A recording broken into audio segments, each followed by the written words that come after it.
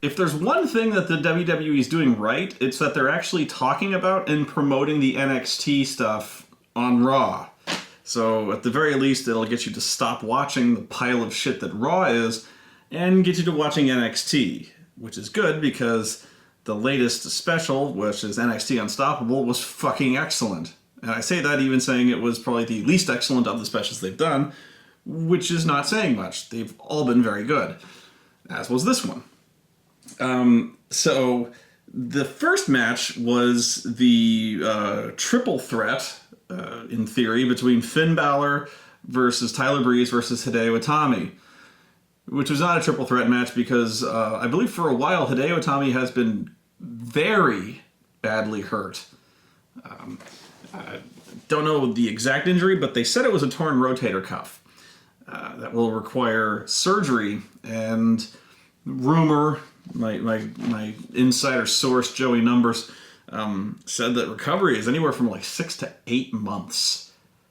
Could be down, will be down for a while. Don't know the exact time, but yeah, he's going to be out for a while.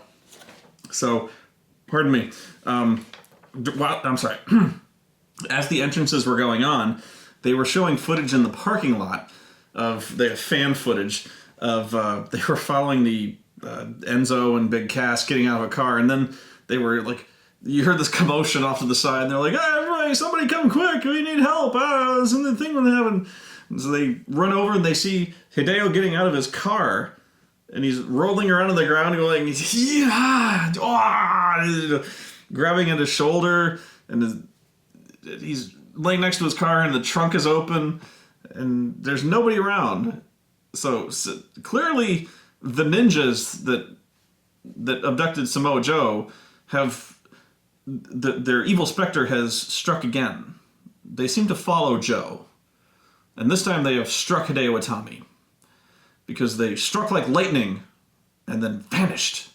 Although, my theory is that Hideo's car bit him.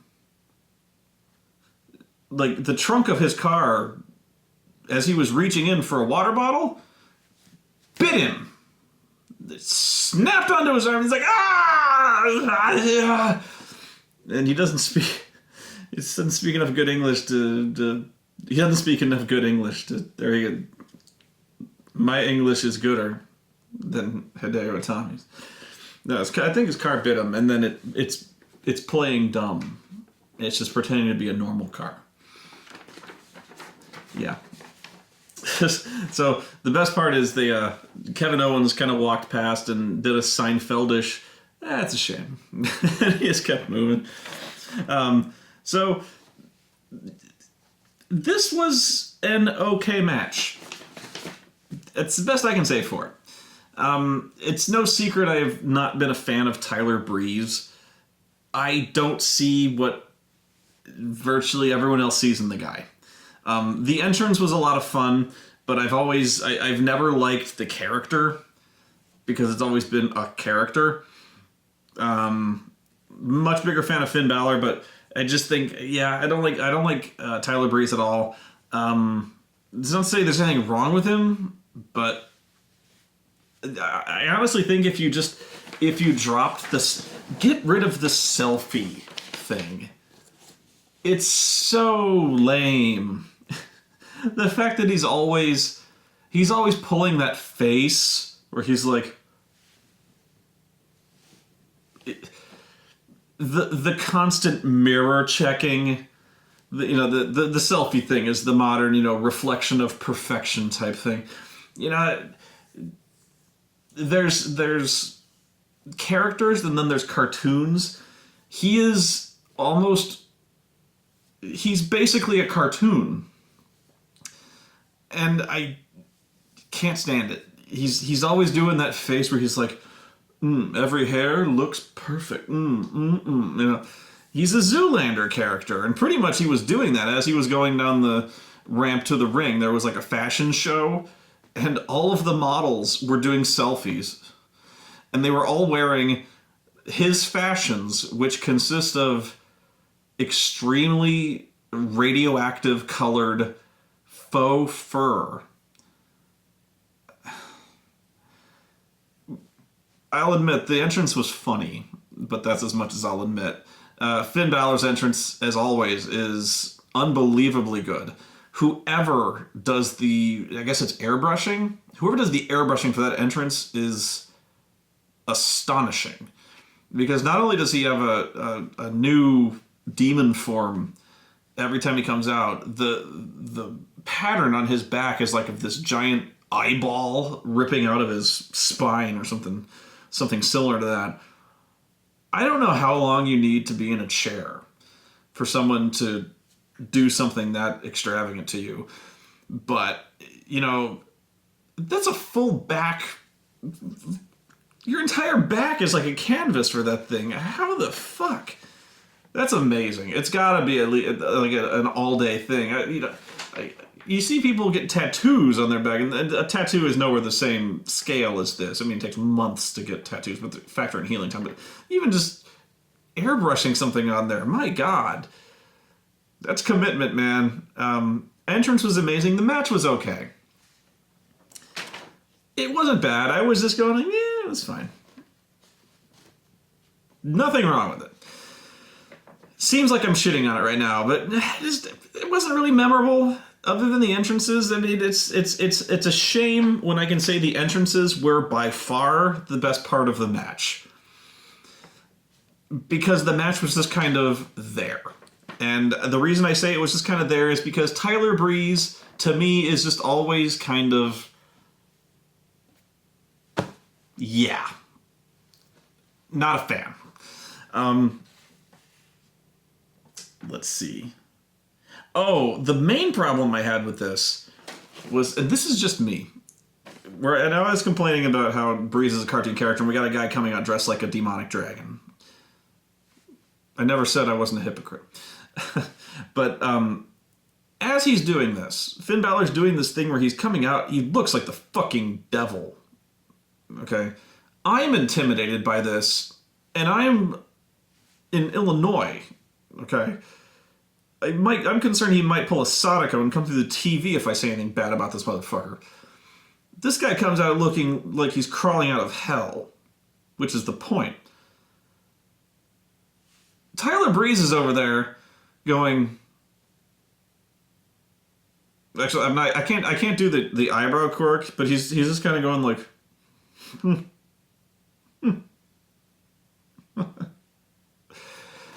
I'm going... And the commentators multiple times are acknowledging or pointing out how unfazed Tyler Breeze is about the whole entrance that's going on.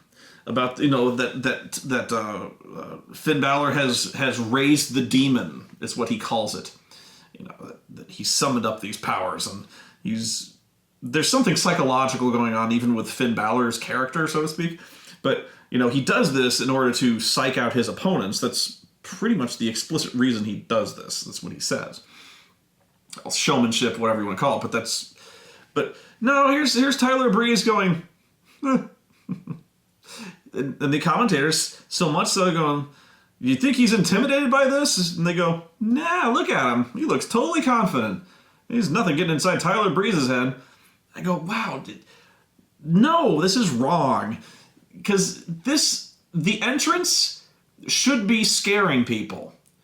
Really, you're talking about a guy who's getting one of the most elaborate entrances since The Undertaker. A guy who's playing mind games, whose entrance is playing mind games, so to speak, on the level of The Undertaker. And all Undertaker did was the lights turned blue, and he walked very slowly to the ring, and the commentators would mark out like school children, talking about the mind games he was playing by walking slowly and wearing a hat. And this guy is crawling out of hell. And Tyler Breeze is going, and they're going, well, he's not scared by this at all. Meanwhile, Undertaker be doing the same shit, only not half as elaborate. And, other people in the ring would be like going, I don't know. Tyler Breeze should be pissing himself. And I'm not saying he's not pissing himself, but I'm saying he should look worried or confused or something like that, but he shouldn't be like almost laughing at the ridiculousness of it, because I know it's ridiculous. I know that. But that's scary. He should be scared. This should be getting in his head. Because if you can't get in Tyler Breeze's head, if you can't get in the guy from Zoolander's head, whose head can you get into? Because one of the best moments of when we first saw Finn Balor at a special during one of these specials, when he debuted the body paint against the Ascension, when he did that whole entrance boiling up from the underworld, doing his demon thing, and the crowd is just freaking out, and he's all scary as shit, and then they cut to the Ascension on the outside going, they looked freaked. Like, genuinely rattled. So much so that the commentators commented on it. They go, I think Finn Balor's entrance is kind of shaking their confidence a little bit. But yeah, they come out, and he comes out, and the Ascension's going like, because they'd never seen anything like this before. True, this guy's come out a few, but Tyler Breeze is just whatever. Anyway, I thought this should have. It's a minor quibble, but maybe not so minor. I thought Tyler Breeze should have been a little more scared by this. Worst match on the show to me, and I think I'm alone on this one apparently, but Dana Brooke and Emma versus Charlotte and Bayley. Bayley deserves better. So does Charlotte. But Emma is now a heel who is no longer doing the stupid dance thing. This is an upward move for Emma. Dana Brooke is not. Dana Brooke sucks. She sucks hard. She sucks really badly. She just sucks. She is no good. She is very bad. She is bad. She does this thing where she flexes. She flexes her right arm, and she's got bigger arms than I do, but that's not saying much. But she has very large arms, and she does this. That's it. She stops, her music plays, and she comes to the middle of the ramp, and she goes, and she looks at her peaks, and she looks at you, and she's like, and then she goes, and then she stops in the middle of the ramp, and she goes, and then she stops at the bottom of the, right before she gets in the ring, and she goes, and then she gets in the ring, stops in the middle of the ring, and she goes, I go, okay, you flex. And is that all you do? Yeah, that's all she does. Well, she botches. She fucks up spots. That's what she does too. But she can flex. She's got that down. She sucks. She's really bad. April and I were just, we hated her so much. It seemed like every time there was a spot involving her, she was out of position for it. Just, wow. And when she tagged in, we were going, Emma has improved so much.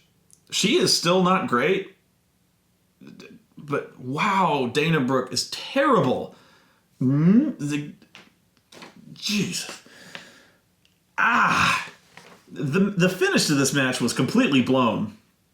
Where I can see in my head the way it should have gone. And executed perfectly, this would have been incredible. It was not executed perfectly. Because if you hadn't seen it, it's impossible to explain. I don't think I can. I'll simply say this. Charlotte is going to win the match with her finishing move called the Figure 8, which is like a modified version of the Figure 4 leg lock. Charlotte is Ric Flair's daughter. And by the way, her woo sucks. She cannot go woo. She goes woo. It's no good. You gotta go woo. Even mine sucks, but hers very bad. Woo. You gotta look like you're gonna do woo. it's ladies kind of have a hard time wooing because you kind of gotta have a bass to your voice. It's a very, even though it's kind of, you're going woo, you gotta have some. There's a timbre to it, you know. It's tough to explain. She can't woo, which is a shame, but she should stop. I think she's already been kind of trying to separate herself from the whole Flair thing anyway, and the woo is a good place to start. Don't make her woo. Anyway, so she's got her in the figure 8, which actually looks very good, and it doesn't look like the figure 4 that much, because when it's like a figure 4 with a bridge, so she like arches her back, which arches their knees up. Anyway, so it forms an arch with their legs. So what's supposed to happen is that Charlotte is going to win with the submission unless Dana Brooke stops it. So Dana Brooke is going to run in and try to stop it. But Bayley is going to stop Dana from stopping it. Okay, so let me put it this way. Dana's going to break up the submission. Bayley's going to stop her. So what happens is that Dana's running towards the submission, and Bayley is also running towards a submission, but Bayley's on the wrong side of it. So Bayley, what she does is she does like a running baseball slide under the arch formed by their legs. Okay, so she's supposed to slide through and then tackle Dana to keep the submission hold going, and then I presume Emma will tap out. So I will recap. Let's just forget the slide here. Dana's gonna run in, Bayley's gonna run in, do like a slide, and then catch Dana before she can break up the submission. Problem. The timing is all off. So I don't know if I'm gonna spread the blame around anywhere, but we were blaming Dana at the time because we were so pissed off at her and she sucks so much. But Dana was either too fast and or Bayley was way too late. I think Bayley was way too late, honestly. But Dana starts running towards the submission, just running and running and running. She gets there and she raises her hands to the sky to punch to break up the submission, but she's not supposed to, because this is the finish. She's supposed to be, Bayley is supposed to stop her, right? But she won the race. Dana won the race when she was supposed to get stopped. So now Dana doesn't know what to do. So she reaches the submission first and she's like, is anybody going to stop me? So she gets there and she raises her arms and then just stops. She's like, and nobody moves. It's like she freezes. It's like just pause. And she's like, 5 seconds pass or so. Then it's like she reaches there first before Bayley gets in the ring almost. Bayley starts trucking, slides under their legs, finally, mercifully takes Dana Brooke out. But it's still, there's this embarrassing, like maybe 2 seconds, let's be fair. 2 seconds where Dana's just standing there going, and then gets tackled by Bayley. And so the finish is fucked. But Charlotte, being a good wrestler, improvises, hits natural selection, gets the pin. Dana, being a shitty wrestler, doesn't know how to improvise. And, when you were running in to break up the submission and you can see Bayley's not going to make it, you can do a couple of things. 1, go slower. 2, trip or something. Or break up the submission. Because let's face it, you got there first. And you got there first by a huge margin. She really did. So, you know what? You reach a submission, you got to break it up because that's what you were. But she's like, just punch her. Because you know what? Charlotte's good enough, she can improvise this shit. Bayley's gonna take you out, and Charlotte will fucking at worst, Bayley takes her out, and then Charlotte puts her back in the figure 8 and she taps. But she's just like, this is the script. We are now off script, and I don't know what to do. Dana Brooke sucks. Like, I know she's new, but she sucks. I guess that's why they're here, right? To get better? She better get better fast. I am not enjoying her run so far. Rhino versus Baron Corbin in a match I was expecting to hate. By the way, Baron Corbin now is a heel because apparently he is now. And in the little video promos that I saw leading up to his return, somebody was spraying him with a great deal of water, and that made him angry. But he's a heel now, which honestly is a good move for him, because his babyface thing where he was beating up little people in 10 seconds was not doing him any favors. Yeah, because the crowd eventually realized that the joke was wearing thin, then that he wasn't going to be able to beat people in progressively less times every single time, pardon me. You know, because that was kind of the running joke, was that he would beat jobbers in incrementally less times. And they started to boo when that wasn't going to happen anymore, because he's, like, I think he was starting to beat people in, like, 28 seconds. You can't beat people much faster than that. Although, it would have been interesting to see them try. I think at one point he beat the guy in, like, 8 seconds. Where the bell rang, guy charged him, and he hit his downward spiral and beat him, and they're just, wow, that doesn't get much faster than that. At some point, he's going to need to hit him so fast it goes back in time, and they're like, -3, okay, but they do this thing where Rhino, who, unbelievably, Rhino is in NXT for some reason, he's the grizzled hardcore veteran, former champion, and he's calling out the big unstoppable force, because Baron Corbin he's the big unstoppable force of NXT, or at least, it's fair enough. And so he's like, he's calling out the big dog. And for once, this is actually fairly logical. He's like, yeah, I want Baron Corbin at this event, and for once, it's not like Bull Dempsey, where Bull Dempsey was calling him out to a fight and then proceeding to run away from him at every opportunity. See, not everything is good in NXT, but, you know, this was. But, so you could tell these guys, like, for once, Baron Corbin did not have a face that was this. Baron Corbin actually looked angry, and that he wanted to beat up Rhino, like, very, very badly. He wasn't... This was his angry face. It wasn't much, but there it was. This match was very good. In fact, this was fucking excellent.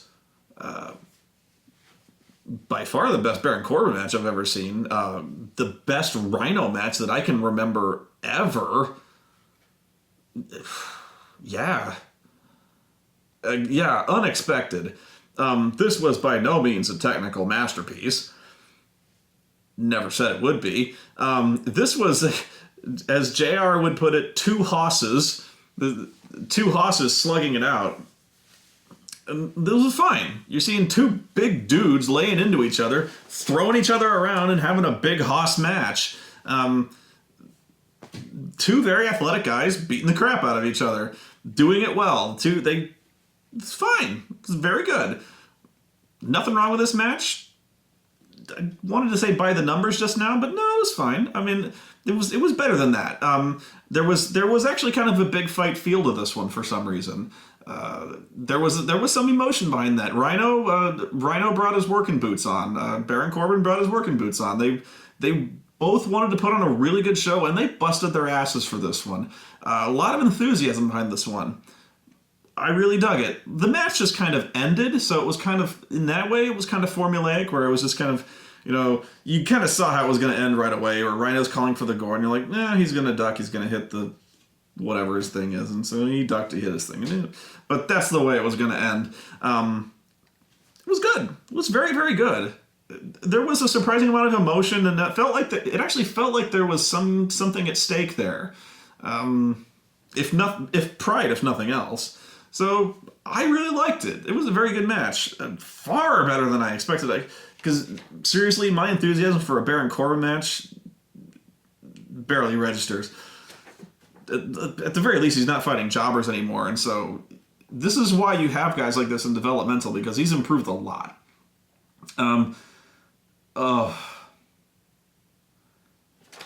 Enzo and Cass against Blake and Murphy. But I call them the dubstep assholes.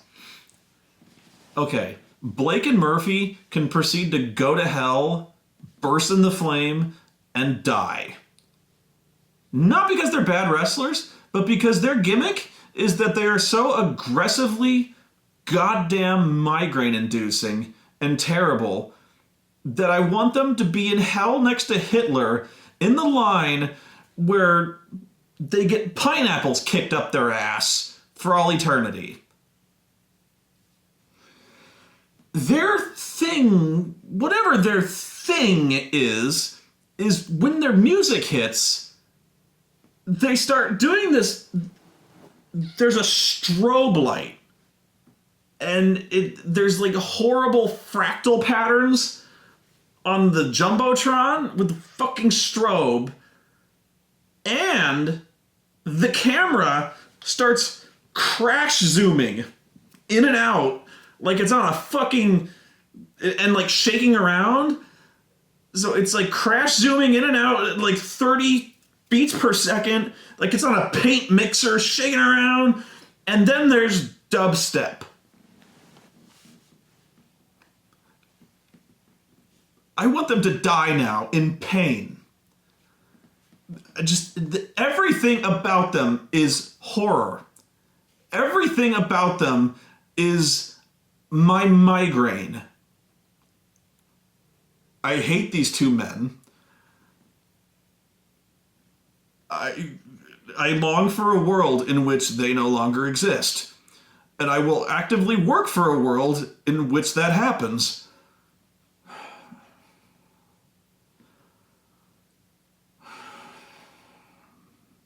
I hate them. I hate their music, and I hate their stupid hair. One of them is wearing pigtails. Why? I don't know. But when you've got worse hair than Enzo, seek help! God damn it!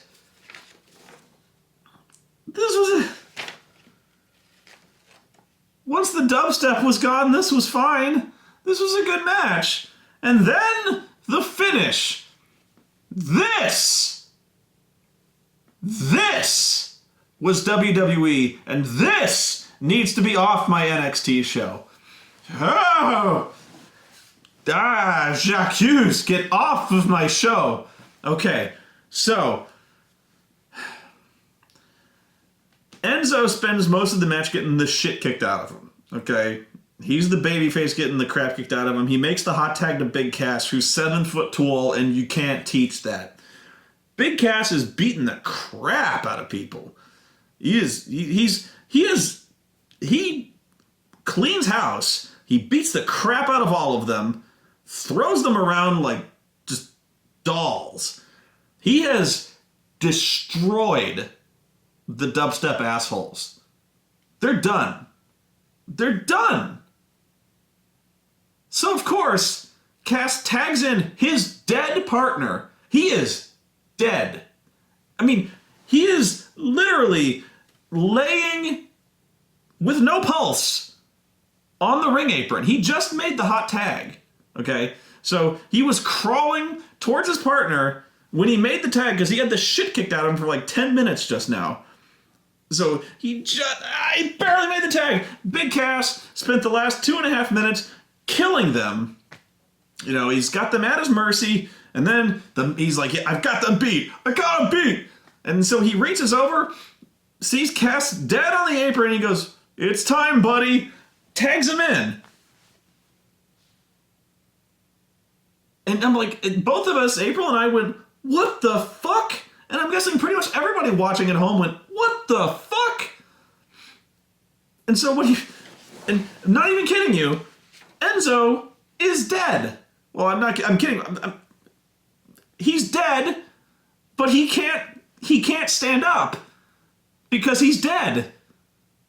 So he's like trying to get to his feet, but he can't because he's dead. So he doesn't get very far being dead. So I'm like, what the fuck is going on? So Cass, not willing to wait for the dead man to return to life 3 days later, he picks up Enzo and he carries him, physically carries him, and puts him on the top rope to hit their finisher, the rocket launcher. And then, sure enough, fucking Alexa Bliss, this fucking hobbit of a woman, runs down, turns heel, and joins the dubstep assholes. Whatever. Point is, the interference, that interference thing that I hate in a title match, the one time that it happened here, and that pissed me off here too. This is when it happened. But, since Enzo was the legal man and he was dead, and for some reason his unconscious ass was draped on the top rope during the interference, naturally the dubstep assholes beat the crap out of him and retain their titles. Now, which raises the question, why the fuck did Cass tag in his dead partner? I'll tell you why. Because WWE. And I'll tell you why that... I will explain. In the WWE, you've got to win with your move. Otherwise, it confuses me. It confuses you. You got to win with your move. Stone Cold Steve Austin wins with the Stone Cold Stunner. If he doesn't win with the Stone Cold Stunner, what? What? I don't understand.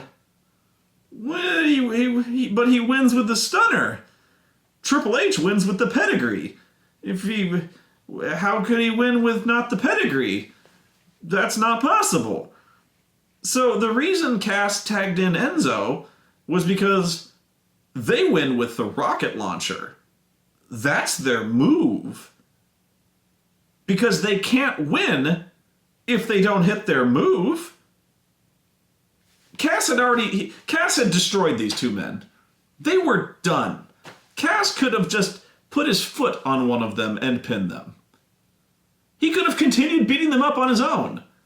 They were nothing before this giant of a man. But no, it was time for the finish, and the only way that we're allowed to end a match is to hit our move. So he tags in his dead partner and tries to... I guess he was just going to throw him off to hit their move, and then the match could be over because they hit their move.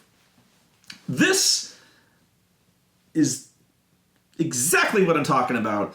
This is classic WWE, and it is horrible that every single person has to get all of their moves in, or it's not a match. So, and Dean Ambrose is the guy I keep picking on, and I keep picking on him, but it actually has gotten worse. Way worse. It has gotten horrible with Dean Ambrose. And I'll try to recap in case you missed it the last time. Okay, Dean Ambrose has two moves.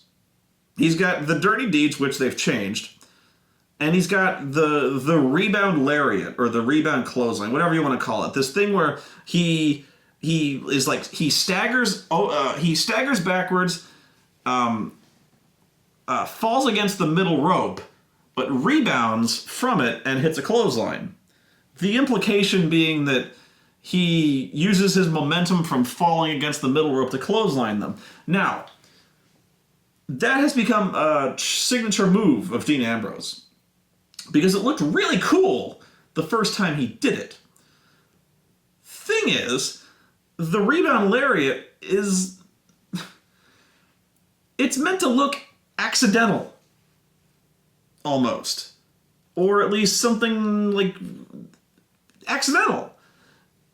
So the first time it happened was a time where he got punched in the face or he got headbutted or something like that, to where he legitimately staggered and he almost fell, but he fell really quickly against the middle rope, and then there was enough momentum that he actually leapt forward and he clotheslined the guy. It looked like it was this spontaneous, spur of the moment, inspired move that was really hard hitting.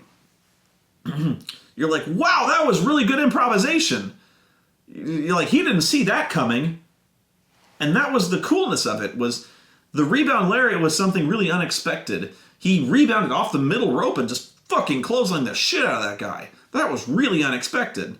Now, Dean Ambrose does the rebound lariat in every single match that he does. In fact, he's known for it. Further, people look for it, they're calling for it, and he's doing it more than once a match. A lot more. A lot more. On Payback, during the Fatal 4-Way,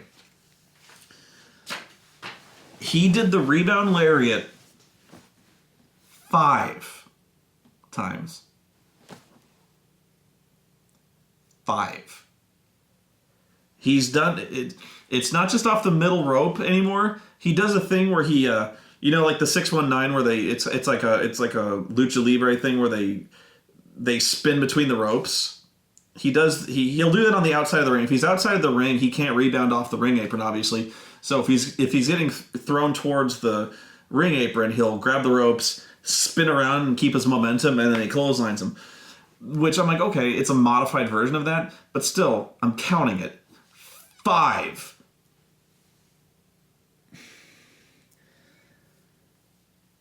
It's abusive. Fine. It's not even fine that you do it every match. It's not. It needs to look like it's improvisational. It needs to look like something that they're not going to see coming. When you do it 5 times,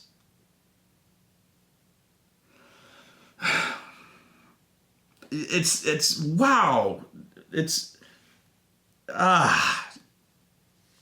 Once was enough. Once had me annoyed beyond all reason. 5 of those things? Jesus. I can't even take it. But yeah, it's not a Dean Ambrose match unless he hits the fucking rebound lariat. But now it's not a Dean Ambrose match unless he hits it a half dozen fucking times. God damn it, man.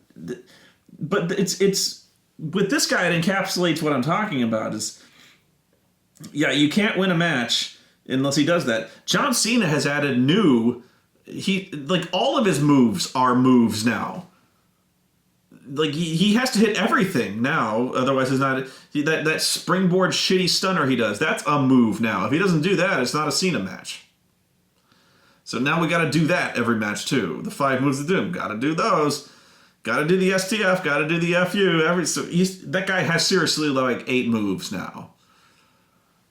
And of course, you're gonna see every single one of them in a match because those are his moves. Drives me nuts. But that fucking rebound, and the thing with the rebound lariat is, it would be one thing if it looked every bit as hard hitting and as fast and as improvisational as it did the first time. It gets slower every single time. Really, I don't even think he's doing it selling from a punch anymore. I honestly think at this point he has just started walking back towards the ropes and just bouncing off the ropes to do it. And he doesn't even run. He just shuffles back. So it's not even this thing where It's not even this thing where the referee, the commentators can go, Dean Ambrose exploding off the middle rope with the lariat. He never saw that coming. No, you could see this coming.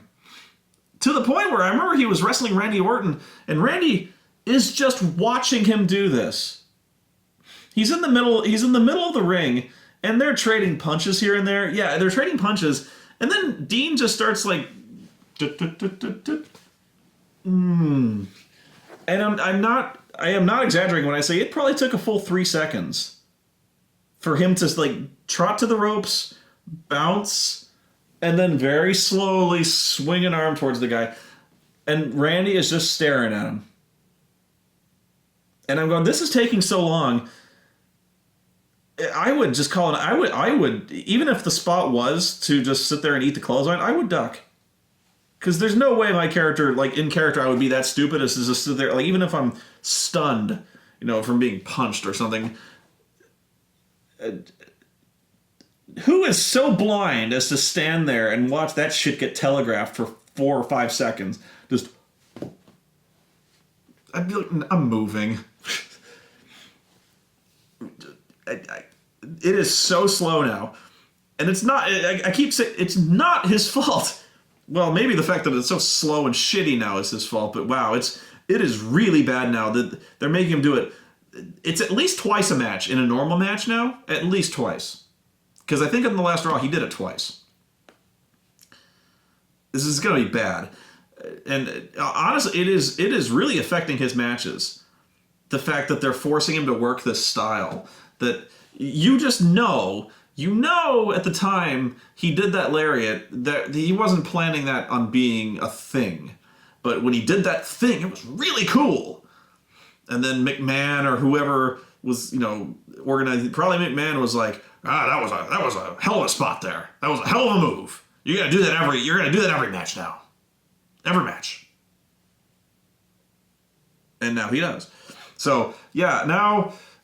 Because the only way they can win is with their fucking move. You have to do the fucking rocket launcher, which means tagging in your fucking unconscious corpse of a partner against all sense and reason, which cost them the match. And it's so transparent, and I hate Alexa Bliss, but whatever. Then there was Becky Lynch versus Sasha Banks for the Women's Championship. This made me happy. This was a great match. This is probably one of the best matches of the year. And this is a definite match of the year candidate. As of now, at least in the... Okay, I'll qualify. In the United States, in the WWE at least, this is a match of the year candidate from what I've seen. Certainly one of the top 2 best matches out of the WWE this year. Legitimately. Excellent goddamn match. So much so that I went and watched it again. It was that fucking good. Really fucking good. This just shames. It fucking shames everything that they're doing on Raw. Men and women. Especially the women, but... So well done. Every single aspect of this, from the athleticism to the psychology of the match, to the stuff that went on after the match. The only things I didn't like were the commentary, which is terrible. The commentary in NXT is the worst part of it. And guess who's on it? Byron Saxton. He's much more talkative when he's got 2 other people to talk to, of course, but he still sucks. There's also a guy who, I think he was on the Payback. He's like one of these backstage interviewers or a host, and I can't remember his name. It's not Josh Matthews, but it's some generic fucking name. It's like, whatever. What the fuck is his name? But he looks like he looks like if you made a hologram, an emergency hologram backstage interviewer. That would be him. The Doctor in Voyager. There was an emergency medical hologram. If you had an emergency backstage interviewer hologram, this would be the guy. He's just completely devoid of personality, and he's completely generic looking, and with a very vapid smile. He's like, "Thank you for tuning into Payback. I am Interviewtron 2000. Be sure to watch John Cena and Rusev as they wrestle in a last man standing match. Error, the I Quit match. I will now interview Rusev. Rusev, what are your thoughts on your match against John Cena? That's interesting, Rusev. Do you have anything else to say to John Cena? Rusev." This fucking guy. There's also a funny picture of him where they don't like their interviewers to appear taller than the wrestlers because they want their wrestlers to look larger than life. You know, they want them to be bigger than normal men. So there's a funny picture of him. There's like a wide shot of Interviewertron 2000 talking to somebody. And to make himself appear shorter, he is interviewing them with his legs spread wide so that he will appear shorter than he is. And it's really funny. Anyway, there was a, let's see. Oh, there was a fucking brutal couple of spots in this match that were probably safer than they looked, but there's this spot where Becky throws her on the ring apron and then she goes out to kick her in the face. And then Sasha like sweeps the leg out from under her, sending Becky face first into the edge of the ring apron. And it probably was a combination of how fast she took that bump. And then the camera, like, maybe I gotta give the cameraman some credit here. The camera like snapped down real fast as she hit face first. That looked like it fucking killed. That was a brutal fucking bump. Let's see. There was a couple sloppy spots, but even then I didn't think they looked that bad. April thought it looked horrible, but there's one spot where I think Sasha went for either a tope or a planche. I think it was a tope. But the spot was that Sasha was supposed to like catch her and didn't really work out that way. But even so, she caught her, but instead of like catching her and staying upright, they kind of fell over. Saved Sasha's life is what she did. But even so, even though they kind of took a tumble, she still saved it. She still like herked her up and then threw her into the steps. I thought it was, even though it looked sloppy, it didn't even look that sloppy. I thought a human being launched herself at her and then they were like, ah! Now, true, it wasn't on the level of Cesaro catching 280 pounds of Big E Langston, but still, whatever. So the story of the match is they were both working each other's arms because Becky's submission, both the submissions work the arms, I think. Sasha's is the bank statement, which is basically like a crossface. And then Becky's is one of my favorites, actually, is a Fujiwara armbar. So they're working each other's arms. There was a fucking brutal spot, too, where Sasha's, like, bending Becky's arms back. It's a good thing these ladies are flexible, because she takes her arm and it goes, creak! And then every inch that she goes back, it's just, ah! You'll never see any of these men take that, their arms bent back that way. I don't think any of the men are physically capable of having their arms bent back that way, because their muscles are... You think the Ryback can even raise his arms over his head? Actually, I've seen him do it, but you wouldn't think it. Just have his arms bent back that way. Oh! Man, it was a really great match. The way it ended was, after that whole tope thing, she's gonna, like... Becky goes up top. Sasha goes up, gives her a divorce cord off the top rope, which is a silly name of saying single arm DDT, which is a silly way of saying she grabbed her and threw her off the top rope, and then locked in the crossface, and Becky tapped out, which was very, very sad. But yeah, that was the breaks, and this is where I talk about the crowd. I hate the NXT crowd, but there was this one part that was actually kind of sweet. Was Becky was very, very sad, weeping, in fact, that she had not won the women's championship. This really mattered to her. She was just inconsolable.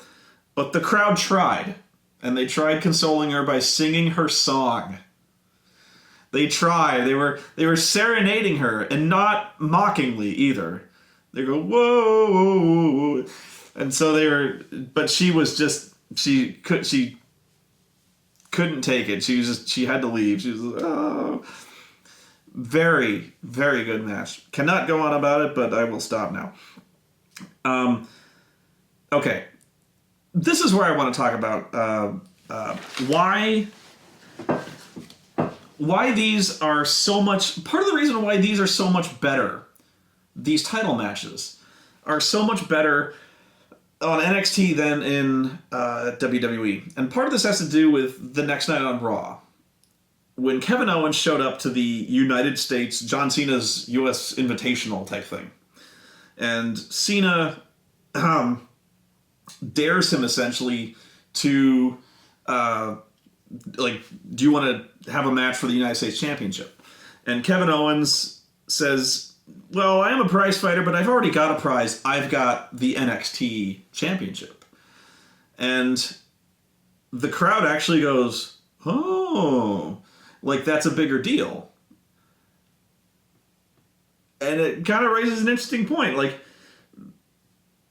people care more about the NXT Championship to a very large degree than pretty much any of the title belts. I'm probably speaking for too many of you, but it's legitimacy here is what I'm talking about.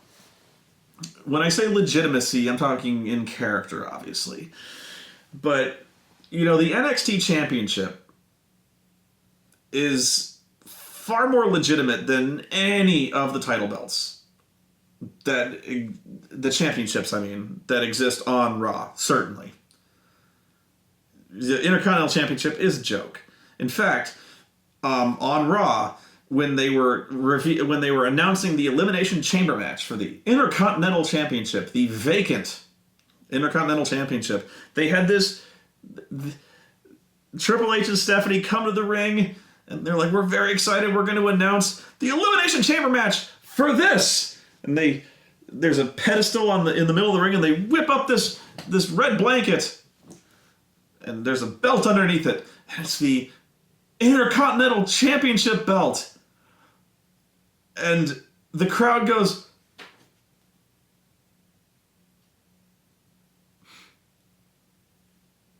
who gives a shit? It's the Intercontinental title belt. What sane motherfucker would enter this thing? Would enter the chamber to win that fucking albatross? It's even white. It looks like an albatross. With bling. Who gives a shit about the Intercontinental title? The United States title they've actually done a lot more for the United States Championship to give it some prestige. It's actually got far more legitimacy, so to speak, than the WWE Championship has, because Rusev defended it and won it in fair matches, defended it cleanly for a long time. Cena has defended it, regularly and well for a long time, even though for the most part, even the fans consider those title defenses to essentially just be like, Cena's the golden boy. He's the company man, and they don't see it as, the fans don't even really see it as anything more than just, he's John Cena, and they're just giving him wins. They don't see it as anything more than just, well, he's John Cena, so he's gonna win. They're not seeing it as anything more than that. That's why they're booing him.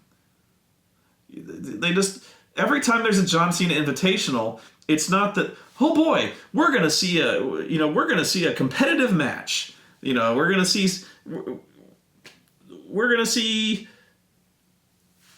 something exciting. We don't know who's going to win. We're going to see something personal. We're going to see a rivalry or something. We're going to see something awesome here. even if the match is good, Cena's gonna win. There's no drama here. So we know that Cena's the number one guy. Who cares? So, and that's being unfair to the matches, honestly, because for the most part, these matches that Cena's having are very, very good. But who cares? Because the outcome is a foregone conclusion.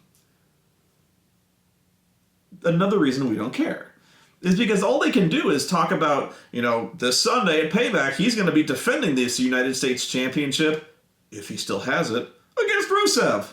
He's still going to have it. So every week leading up to this United States Challenge thing is so much masturbation because nobody's going to win. You know that, I know it, and everyone in the fucking building knows it. Why do you think they're booing? It's because they know it's a colossal waste of fucking time, and they know whoever's coming down that ramp is gonna lose.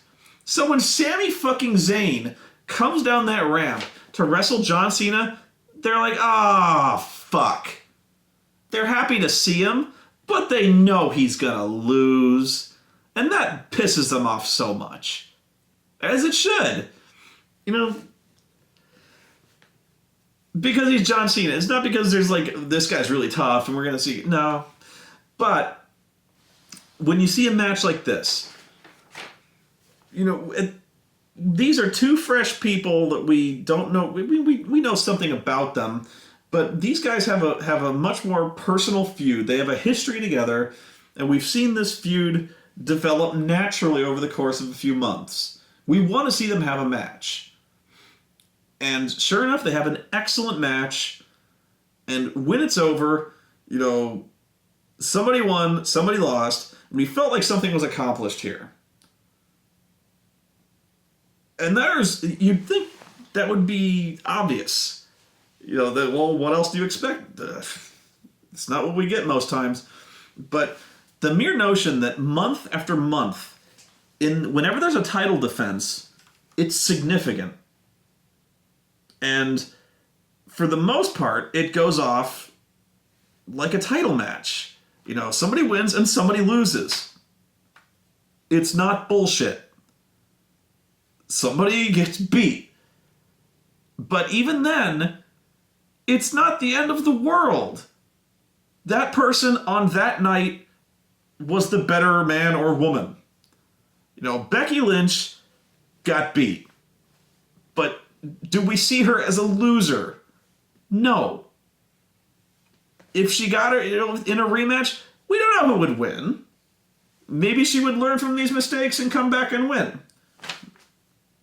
Perhaps, but yeah, the fact that Sasha Banks overcame in a very long match, but a good match, defeated this challenger after had a hard-fought win, and came back and won this, that really speaks well of her, and it gives the championship prestige and legitimacy.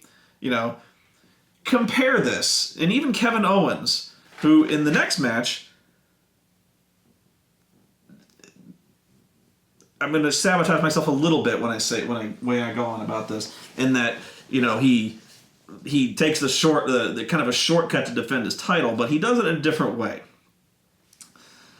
For the most part, Kevin Owens he's been beating people.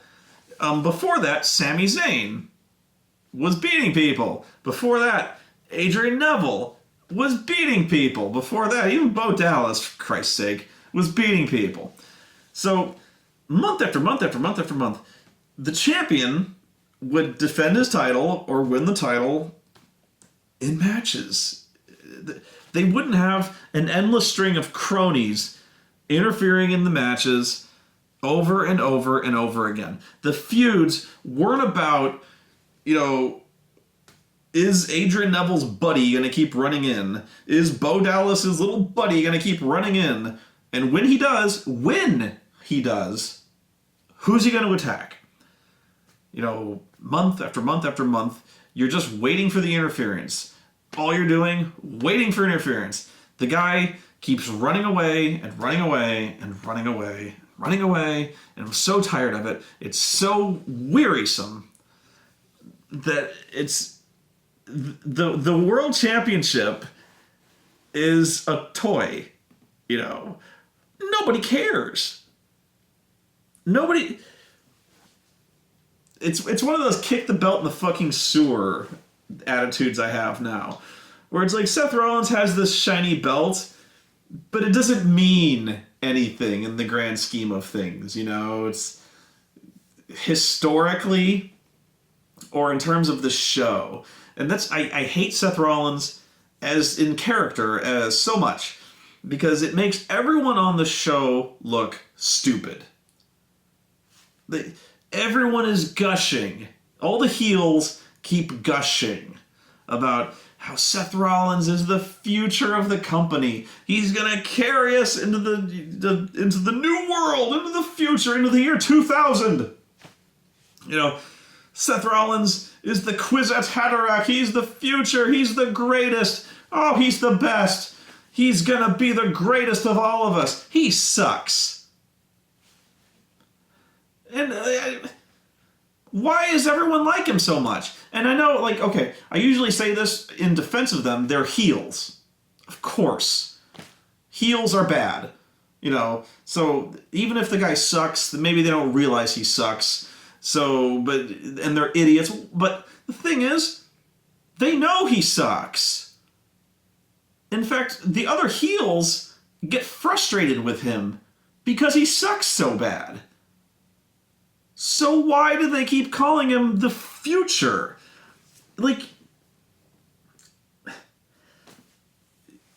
It's a given that he requires, at minimum, 3 people to interfere on his behalf in every single match. It's a given. In fact, he complains about this.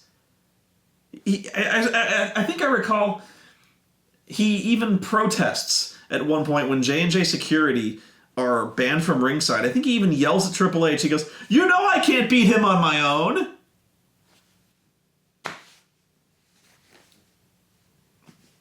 He's the future. I don't know why. And yeah, they're heels. I get that. But the fact that month after month, this guy gets made to look like a clown who keeps running away and whining and bitching and moaning and crying. It's like this guy, he's got the world championship, but nobody ever told him that he actually has to wrestle to keep it. Whenever you watch him on TV, and maybe he's really good at portraying this character, but yeah, whenever he's told that he actually has to wrestle to defend the championship, he looks stunned by this news. He's like, what? Since when? And then he whines. He's like, I don't wanna. No. And then everyone, Triple H just kind of goes, that's our son.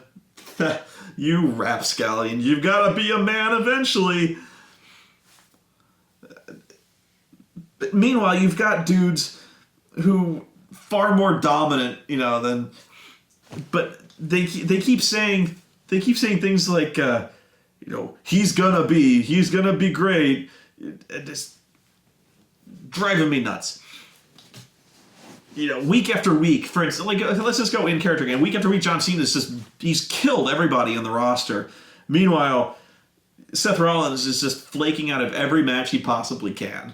You gotta face the Ryback. Oh, I don't wanna. He's the future, everybody. There's no legitimacy to that fucking title belt. There was a ton of it when Brock Lesnar had it, except for the fact that he defended it once every 8 fucking months. But in a way, that kind of added legitimacy to it, because at least when it was defended, it meant something. So take that for what it's worth. But yeah, when there's a title defense, you perk your ears up, and you watch the show, and you watch it because you at least know something significant is going to happen. You're going to see a match. You're not just going there to see someone interfere. You're not going to get a fuck finish. For the most part. You could argue that's what you got here. I would not. So, at least what I mean is with Sami Zayn versus Kevin Owens. I will admit this is more of a storytelling match than a conclusive finish, but this was fairly obvious going in. I don't know what they would have done here.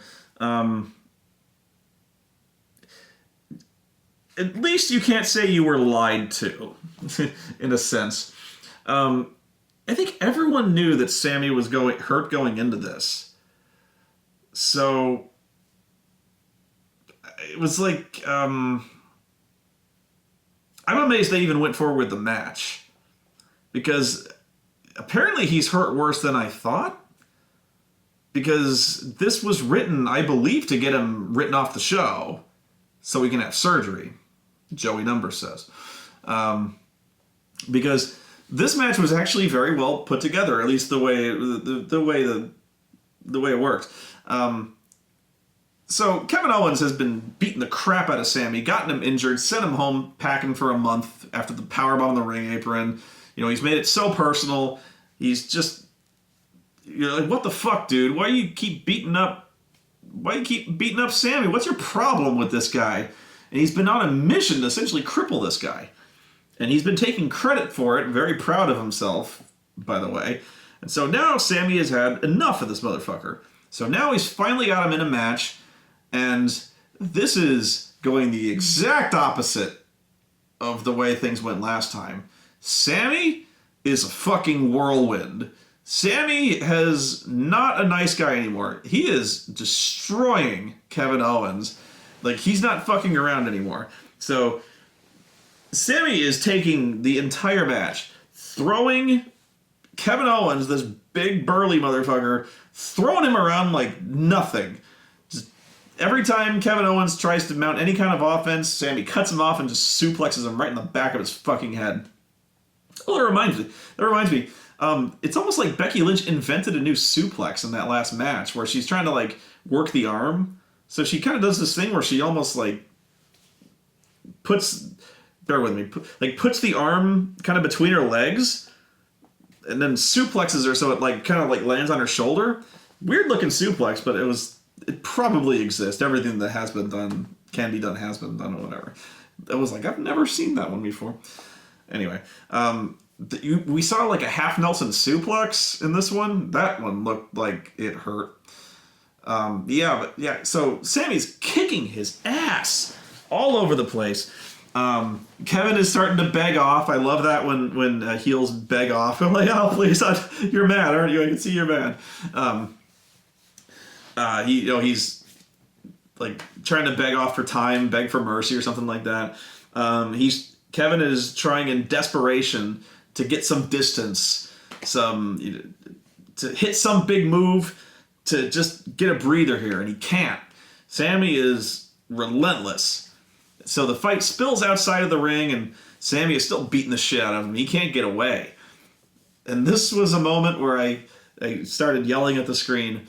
They're outside of the ring, fighting in the stands, and the referee starts to count.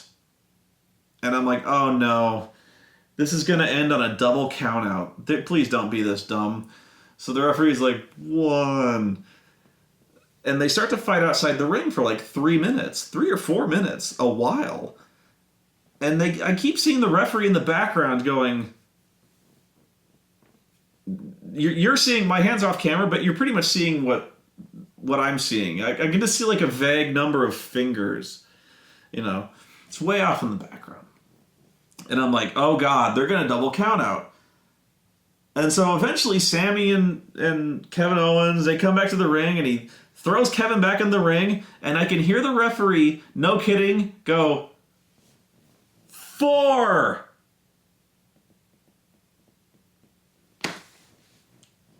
That is the slowest counting motherfucking referee I can think of. It was like 3 minutes later. So they're telling me they ran outside the ring and the referee was like, hey, come on, Sami, get it back in the ring. Come on. 1.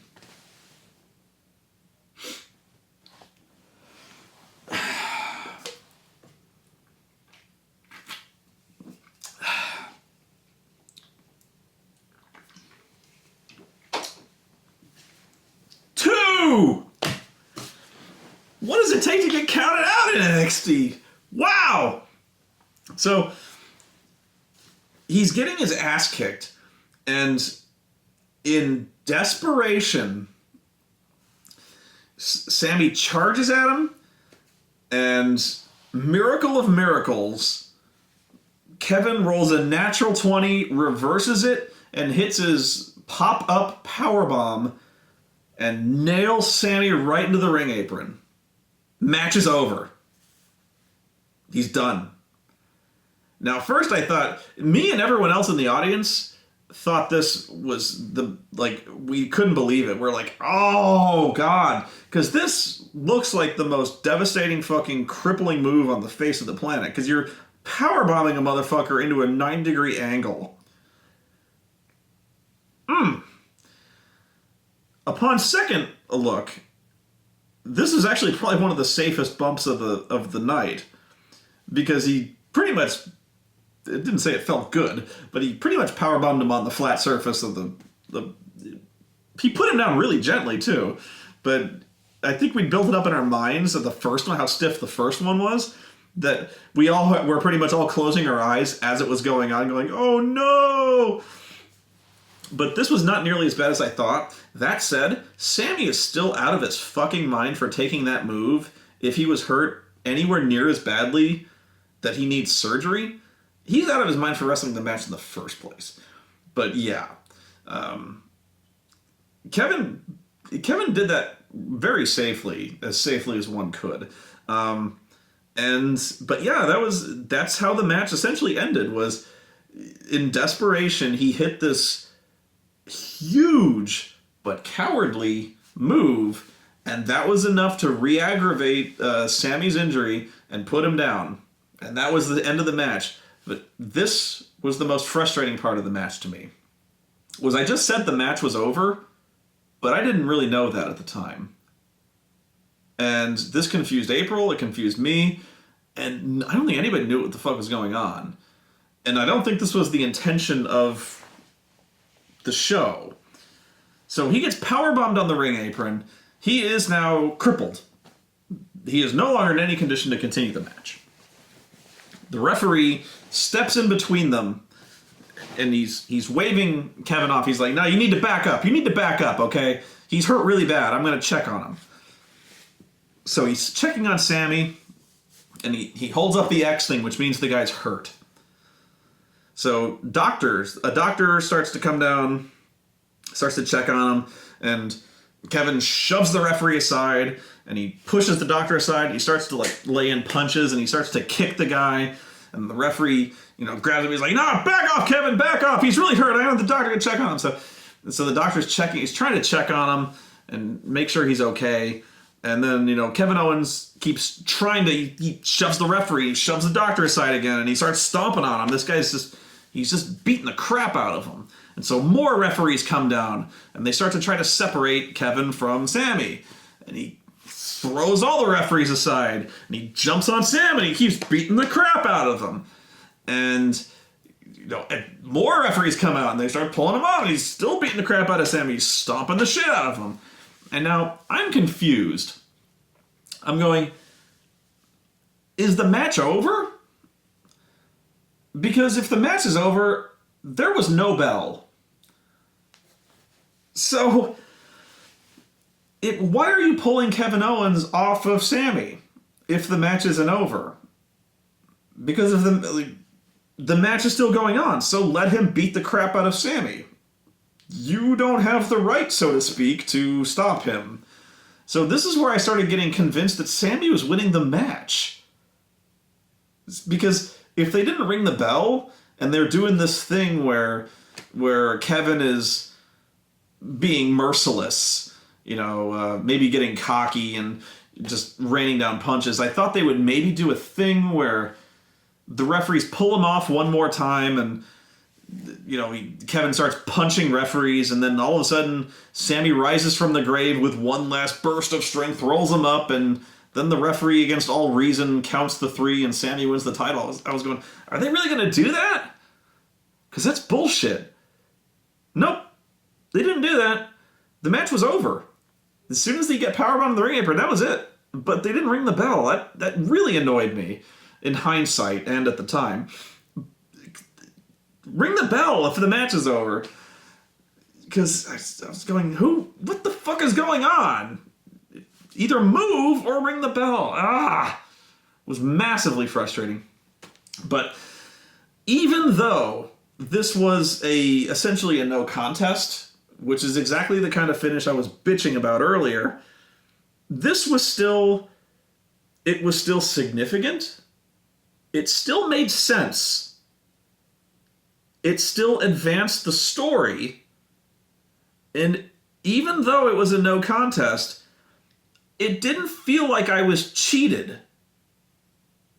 It felt like Sammy once again got goaded into not got goaded into a match, but bad fortune and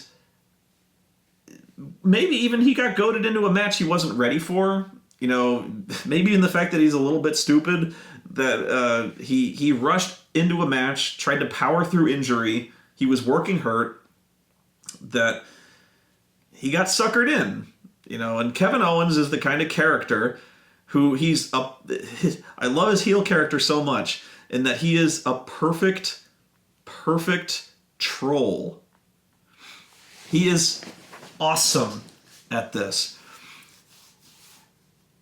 He must have practiced this or something, because he has this shit down. He's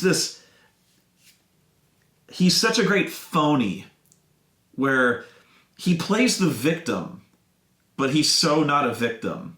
So where he's doing this interview with Michael Cole, and this interview is phenomenal. If I usually bash on Michael Cole, but this was a great interview because he covered wars, really did. No, I'm serious, he did. So he's interviewing Kevin Owens, and right away he wants to talk about Sami Zayn, about how he injured Sami Zayn. And Kevin, he's just like, why do you want to talk? Everyone wants to talk about Kevin Owens. Why does nobody want to talk about me? By the way, Michael, it's been like 2 months and nobody's congratulated me on my title win. Right? And Michael, he goes, you're right. I'm sorry. Congratulations, Kevin, on your title win. He goes, thank you. Thanks. Really. And so, but then he proceeds to ask him about Sami Zayn again. He gets really frustrated. And so at the end of the interview, he looks at Michael and he goes, he goes, this is typical. I know what you're doing. I know what you're doing, Michael.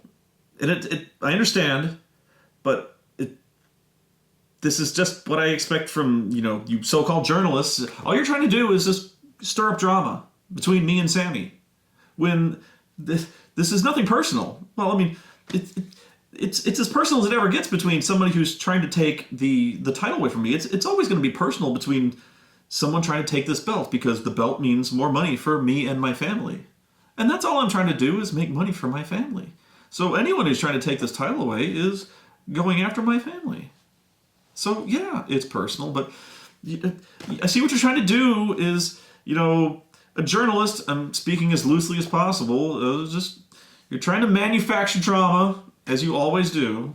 And so he's just trying to play the victim, but he ends the interview with saying, he's trying to shine it on or something like that. And he says, he goes, he's trying to don't be mad, he's going, he goes oh, but hey, I love your work on Raw. I really do. And I'm even saying more disingenuously than he does. He actually seems like he means it, but he did. He goes, but yeah, I really like your work on Raw. I really do. And then he leaves, and Michael Cole is just. But one of my favorite moments was on when he showed up on Raw to talk to John Cena. He comes off, he's all cocky, and he says, "How you doing, John?" He goes, he says, "Everyone knows who I am." He says, I didn't introduce myself, but everyone knows who I am, and anyone who doesn't isn't worth my time. And so he goes talking, and Cena interrupts him. And he goes, well, no, we're going to do this. We're going to do this right. Ladies and gentlemen, everyone, NXT champion, Kevin Owens. And Kevin, he stops and he looks around and he goes, that was nice. Thank you. Thank you.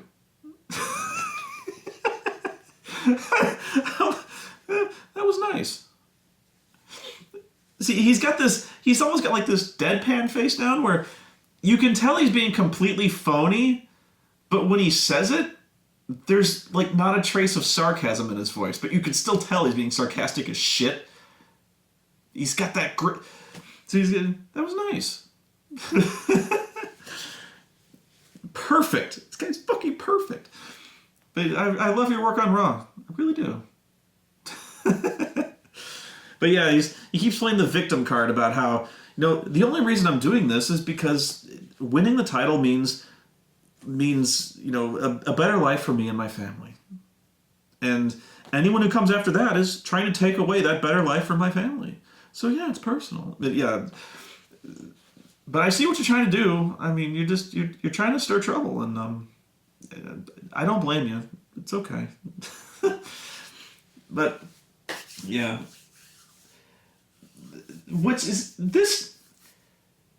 the last thing I want to talk about is that he's showed up. The biggest thing by far to happen on Raw is Owens' appearance on Raw to talk to Cena, where you're like, wow, this is pretty monumental. The NXT champion showed up on Raw to promote, essentially, to do nothing but promote, strangely, the pay-per-view or the special. I'm going to stop doing that where I say pay-per-view, comma, parentheses, end of parentheses, semicolon, special. It's horrible horrible punctuation. But he came down to essentially promote the special and not accept the challenge for the U.S. title, which made no sense to me. It still doesn't. It makes less sense now. But Cena goes, well, if you want some, come get some. Catchphrase, rah, rah, Merca. And Owens, he goes, I'm a price right, but I already got my price. I got this title belt. And so at first I'm like, that's a huge diss, but why don't you want another title belt? It's a shiny title belt, and it's shiny. So beat up John Cena. And so people were telling me, well, from the beginning, he's always been all, I'm going to fight you, but it's going to be on my terms. And I say, he could have come down that ramp at any time. These were his terms. And they go, well, you know what we mean. He's gonna, no, we don't know what we mean. And I go, this makes no sense. But whatever. He doesn't want to fight for the United States Championship. He stomps on it. He has such disdain for it. And then, like 20 minutes later, we go to a camera shot backstage of Kevin talking to Triple H. And they're all smiling and slapping each other on the back. And the interviewer talks to Kevin and he goes, well, what was that about? He goes, well, turns out in 2 weeks at the Elimination Chamber, I'm going to fight John Cena. And then he walks off. And I go, oh, so that's the moment he chose for himself. He's going to fight at Elimination Chamber for the United States Championship. Nope. No, he's not. Or at least not as of the moment of this recording, because apparently, as I've been told, not by Joey Numbers, but from the website itself, the match between John Cena and Kevin Owens is not for the United States Championship. You have not made a lateral move here, or at least, well, I guess it would be a lateral if you passed to the side and backwards. So you have actually not gotten yourself a United States Championship match when you could have gotten one for free. Bravo, Kev. This makes less sense to me than it ever has. I don't know. I really don't know. I can't. That's not to say that in the next coming days that he won't offer him the title shot or not, but as of now, the fact that he accepted a match that wasn't for the title, baffling. Just baffling. Anyway, very good show. If you were going to watch one show this week, it would be Lucha Underground. If you were to watch two, it would be NXT Unstoppable. But until then, I would definitely watch the Sasha Banks Becky Lynch match, and then watch the whole show. But the women's match was fucking amazing. I think it's only a matter of time before we have one of these specials that's main evented with the women's match.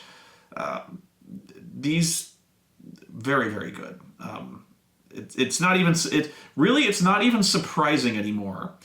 It stopped being surprising a long time ago that they were having as good or better matches than the men were. That's how good NXT is the level of talent that they've got on there.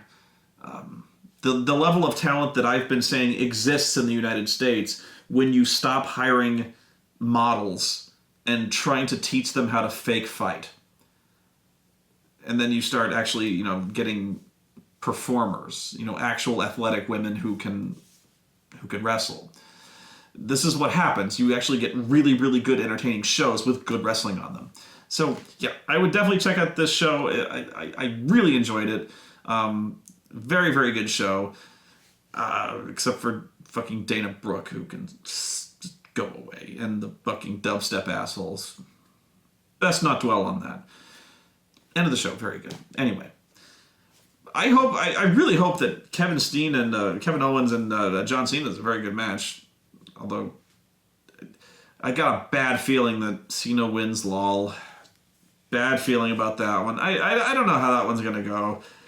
I just got a bad feeling about how that one's going to end, and that it's going to be a fuck finish, like it usually will. Seth Rollins and Dean Ambrose is going to be a fuck finish. Ugh. That one. Dean Ambrose goes in there and he demands a rematch that he doesn't deserve. And Stephanie tells him he doesn't deserve it. So essentially, she books him in a match against Bray Wyatt. And Bray Wyatt, the face of fear, so horrifying is Bray Wyatt, that when Dean Ambrose is informed that he has a match against the new face of fear, his reaction is, and I quote, "Okay. New face of fear!" So they have a match, and then, as you guess, J&J Security interferes, and Bray Wyatt wins. He didn't even need his magic genie hologram. Then, at the end, they're having their Seth Rollins Architect of a Dream appreciation night, because they're all so proud of Seth for beating all three other men with the help of four other men. Whatever. So they're doing that, and Dean Ambrose comes back down demanding his rematch. And Stephanie's saying, "Who do you think you are demanding a rematch? In fact, you've done nothing to deserve a rematch. In fact, you lost last night." He just lost tonight! So she's completely right.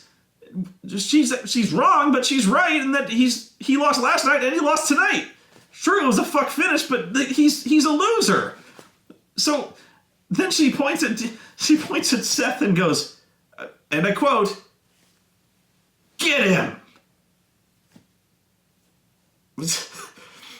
Then everyone, like, Triple H, almost like he's, like, again, like a father ushering his son up to, like, a little league pitching mound, is like, "Go on, you can do it." He's like, "You can beat him up." I think he's even saying that. He's like, "Go ahead, you can beat him up. Go ahead, you're a big man. You're a big man now." So he takes his jacket off and immediately starts getting his ass kicked. Dean Ambrose, he then throws him outside where he's got a big stack of cinder blocks. And I always like to imagine before the show how they secretly managed to smuggle in the cinder blocks one by one so nobody notices, and disguise the stack of cinder blocks as a table. So Dean Ambrose, one by one, brought in a stack of like cinder blocks, three blocks high, before the show, anticipating this would happen.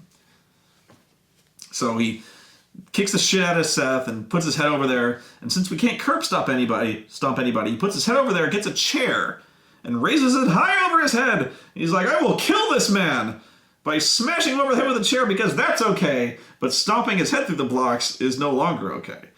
So Stephanie's like, don't hurt him. Don't hurt him. We'll give you the title match if you let him go. We'll give it to you if you let him go. And Dean goes, really? Deal.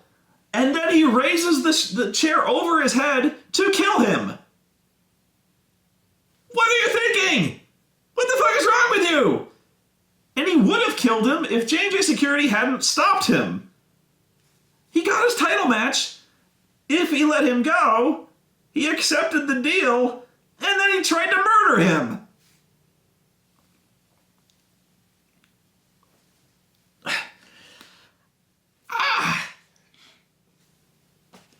Plus, not only that, you wonder why we don't care.